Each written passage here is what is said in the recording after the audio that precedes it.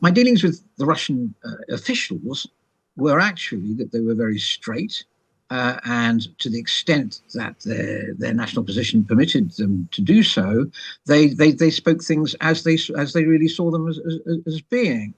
And there was everybody was very sad that the relationship went as badly awry as it did.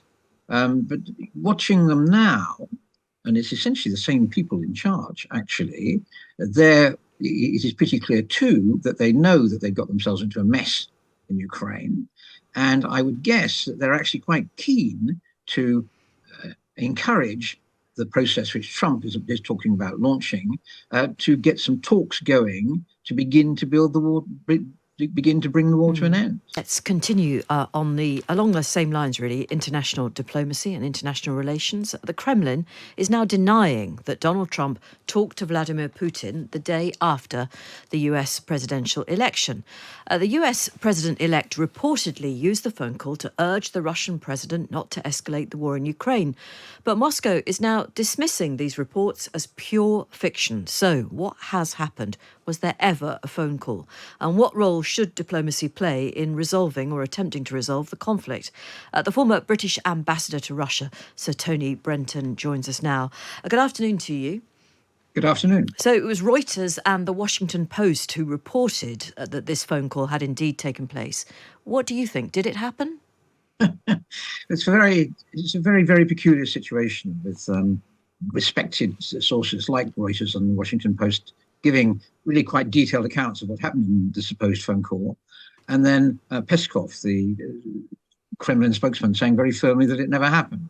He does have a little bit of supporting evidence in that the phone call was supposed to contain an observation that the Ukrainians had been informed about the call, and the Ukrainians deny that. So that my guess is that this whole phone call thing is basically more the product of chaos in Trump's office than of any real exchange. But the main point about it is that it demonstrates an atmosphere between Russia and Ukraine and the incoming administration in the United States. Everybody is increasingly talking about bringing the war to an end. That's the important fact. Right. But to get back to the call, you're putting it in the category of what? Trumpian wishful thinking, this? Yeah, well, I don't know about Trumpian wishful thinking. I'm sure that if Trump wanted to speak to Putin would happily have spoken to him. I suspect that there would be various factions inside Trump's entourage as to what he should have said. The remarks of Trump, as reported, are actually quite menacing towards Putin. He carefully reminds Putin that the US has lots of troops in Europe, and that therefore Putin should not be escalating the Ukraine war anymore. So it sounds quite aggressive with regard to the Russians. And there may be people who are pursuing that idea within the Trump idea and use this idea of this phone call as a way of pursuing it. Right. And Putin's man, Peskov, he does have a history of lying as well, doesn't he? Yes, he does. And Peskov, okay, don't get me wrong. The Russians tell lots of lies when they see it as being to their advantage. But a phone call between Trump and Putin, I cannot see the Russians having any interest at all in denying that such a call took place. If Trump calls you, or even if you call Trump and he takes the call, that adds to your international standing. And the Russians certainly do want to be involved in any discussion of how the Ukraine war is going to go from here.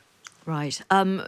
During your time as the ambassador in Russia, what was your relationship, if indeed it had existed at all, with the regime? Well, it was pretty difficult because I had all sorts of horrible problems through it. We had various crises about Litvinenko and other things. But my dealings with the Russian officials were actually that they were very straight, and to the extent that their national position permitted them to do so, they spoke things as they really saw them as being. And there was everybody was very sad that the relationship went as badly awry as it did.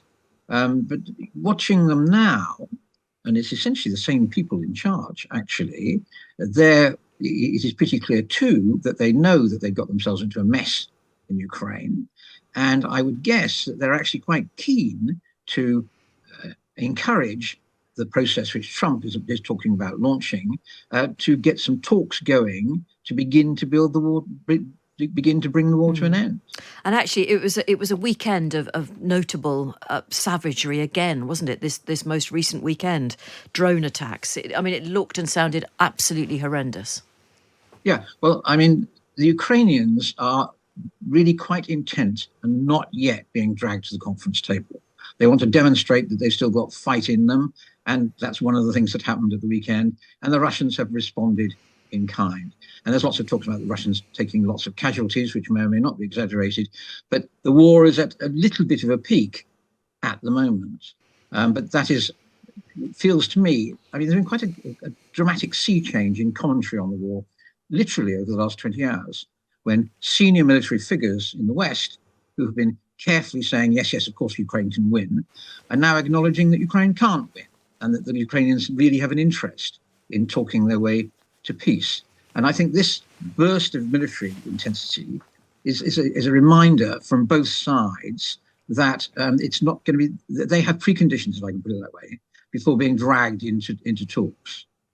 Right. Okay. Interesting. If you can, what do you think those preconditions would be, if you can tell us relatively briefly? Well, the Ukrainians are saying we're not going to surrender any territory. Russians have to give all our territory back, and they have to pay reparations to the West. Now, I don't think they expect to get all that, but that's their starting position. The Russians is more interesting because they've not, their original bid for the war was they're going to take over Ukraine and run the place, which they failed in achieving.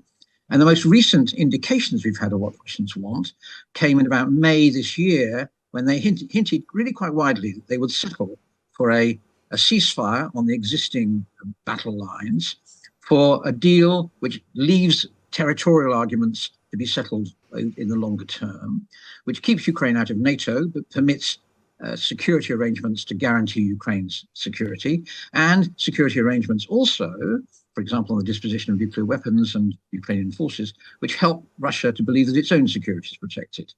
So that's where the two sides are. They're a long way apart. And Trump's job is to somehow push them together. But, again, really briefly, if you don't mind, do you believe that the election of Donald Trump has made peace between Russia and Ukraine more likely? Oh, yes, absolutely. Because Trump is saying things, even if not yet publicly, which inevitably will persuade the Ukrainians that they have to negotiate on the basis of a much less ambitious set of terms than they're currently talking about. Somebody close to Trump said, was it this morning, or tweeted, was it this morning? Sorry, Ukraine, you've lost Crimea forever. Now, that's the reality, but no one very much has had the guts to say it until now. Thank you very much. Really interesting to talk to you. Former British Ambassador to Russia, Sir Tony Brenton. So the most read stories on the Times website this afternoon, in at number 3.